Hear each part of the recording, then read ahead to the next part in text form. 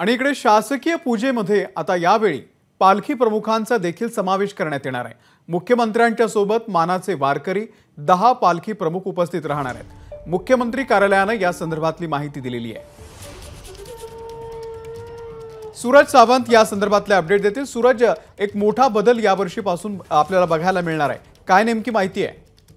नक्कीच अमोल, आपण पाहतोय की मुख्यमंत्र्यांनी पंढरपूरच्या जे वारकरी आहेत त्यांच्यासाठी ही दिलासादायक बातमी म्हणावी लागेल। जे 10 पालखी प्रमुख पालख्या आहेत ज्या पंढरपूरला जातात त्यांना देखील यंदा पूजेचा मान देणार असल्याची माहिती ही देण्यात आलेली आहे। त्यामुळे कुठेतरी एक आनंद उत्सव हा वारकऱ्यांमध्ये पाहायला मिळतोय। याच सोबतच आषाढी कार्तिकी निमित्त पंढरपूरला निघणाऱ्या वारकऱ्यांच्या सेवेसाठी धर्मवीर आध्यात्मिक सेनेकडनं पुढाकार घेत मूलभूत गरजा देखील पुरवल्या जाणार आहेत।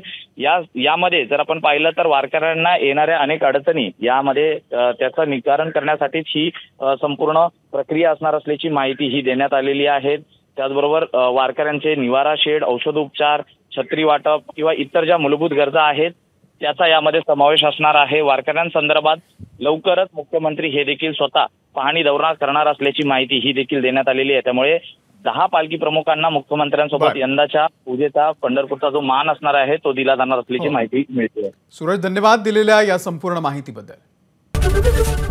एबीपी माझा, उघडा डोळे बघा नीट।